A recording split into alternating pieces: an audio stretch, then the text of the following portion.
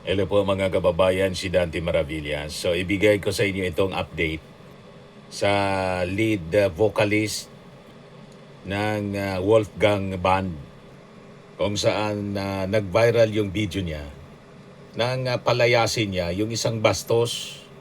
Actually, sabi dalawa yon. Bastos na DDS na habang siya nagsasalita sa stage doon sa Davao concert mga kababayan, last week, may sumigaw mga kababayan na DDS. Ininterrupt yung kanyang pagsasalita. Fuck you BBM niya. Nagalit itong si Basti Artadi. Pinalayas po sa crowd yung DDS. So ito ngayon yung balita dito sa showbiz ng GMA News Online. Basti Artadi addresses viral moment at Wolfgang's Davao concert. It was bastos. Normal po, siyempre Davao yun. Maraming DDS doon. Ibig sabihin, normal yung mga bastos doon. O di ba, mga kababayan? Pero hindi nakatiis mga kababayan, si Basti pa naman yung pangalan. Basti, hindi Baste. Basti Artadi. Foreigner yata to ang lahi. Mestizo siya mga kababayan. Hindi ko man masyado siya kilala kasi ako wala man masyadong hilig sa mga ganitong banda. Di ba? It was bastos, anya. Kaya gumawa siya ngayon ng video para ipaliwanag. Other than yung, siyempre, yung nag-viral na video, nakuha ng mga nanonood doon, mga kababayan last week. Ito mga kababayan, si Basti Artadi.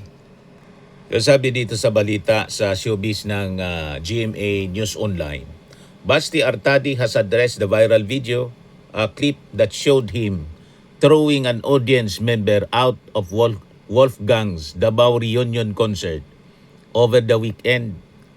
Posting a video on social media Tuesday, the lead vocalist said he was paying tribute to the band's bassist na si Mon Legaspi na namatay na noong 2022 pa when a couple of people chose that moment to try and separate us, sabi ni ni Basti Artadi. And that was bastos. Simple as that, sabi ni Basti. It was bastos. Normal po yan sa mga DDS yung kabastosan. Yung leader nila bastos. Ba't kasi nag-concert ka dun sa Davao? Ibang lugar na lang sana. O di ba? Ibang lugar na lang sana yung pinili mo na mag-concert. Siyempre, maraming DDS doon. Ayan tuloy, sumigaw-sigaw. Fuck you, BBM. Hindi man po political rally yon. Concert po, reunion concert. Biglang sinalihan ng politika ng audience, mga kababayan, na piko nitong si Basti Artadi. Ito, mga kababayan, pakinggan natin. Ito yung nag-viral na video mga kababayan. Fuck you BBM daw. Ulitin natin. We don't give a shit. What? Oh. Fuck you BBM. We don't give a shit about that tonight, man. Napikon. We're just here to make you forget about all that shit tonight.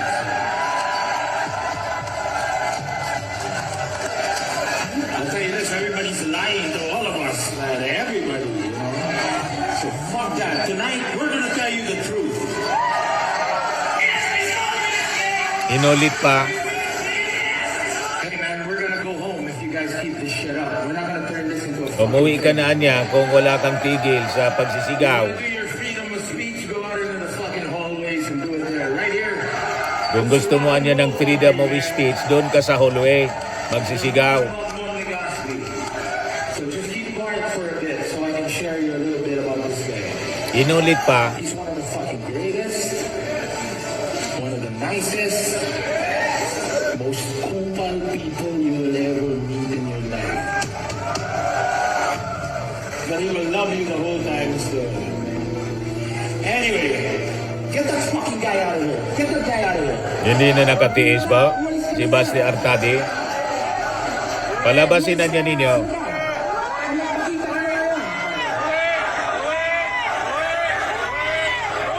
Tapos sabay-sabay na nagpakalat ng video yung mga DDS influencer. Sinasabi na Marcos loyalist daw yon. Fuck you BBM nga yung yung sinisigaw. Tapos pinalitan yung caption, hindi fuck you BBM, kundi I love you BBM. Love you BBM.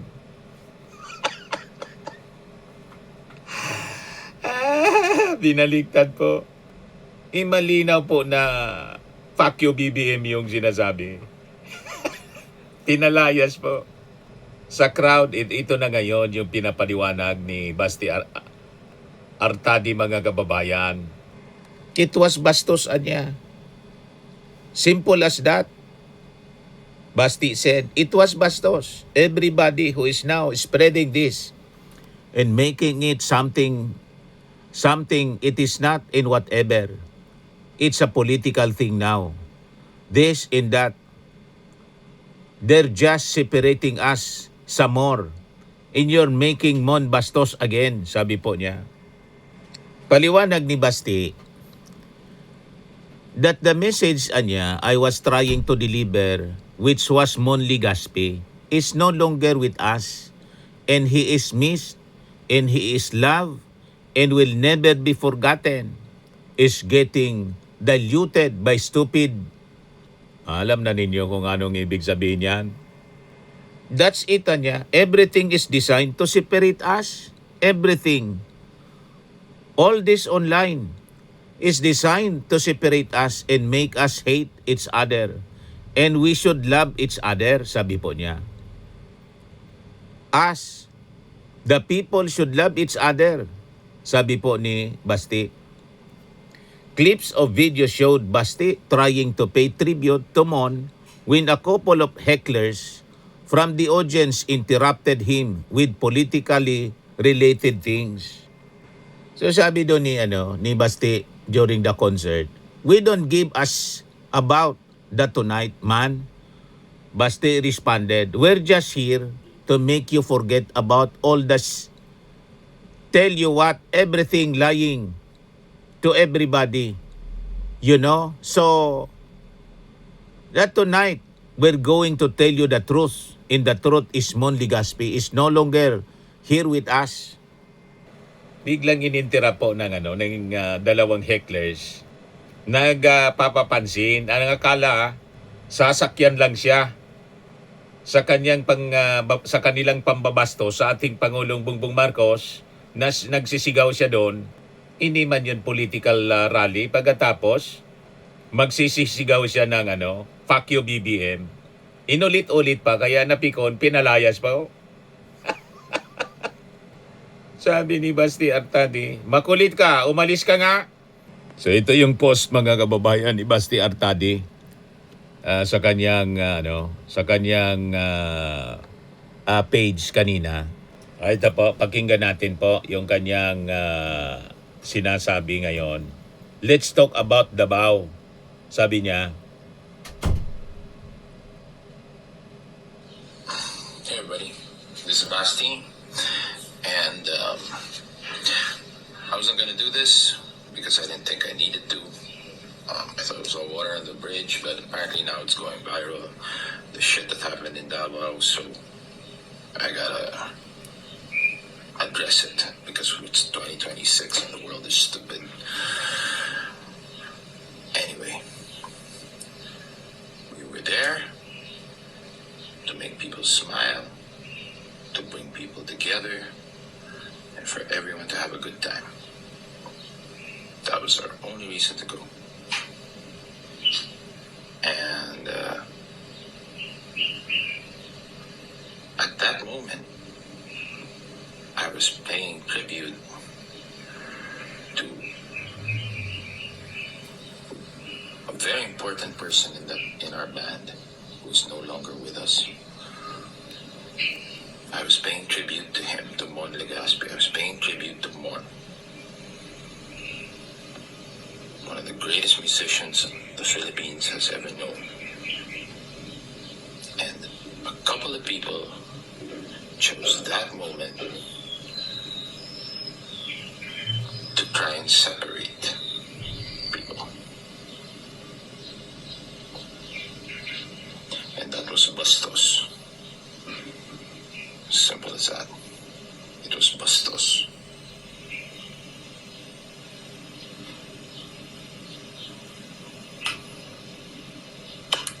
Tapos, speaking of Bastos, everybody that's now spreading this and making it into something that it isn't, and whatever, and it's a political thing now, and this and that, you're just separating us some more. And you are making one Bastos again, every time.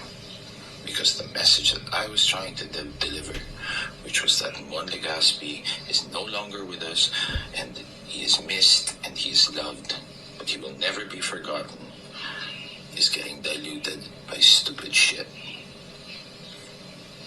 That's it. Everything, like I said, everything is designed to separate us. Everything.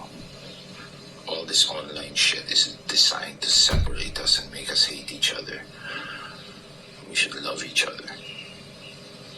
Us, the people, should love each other.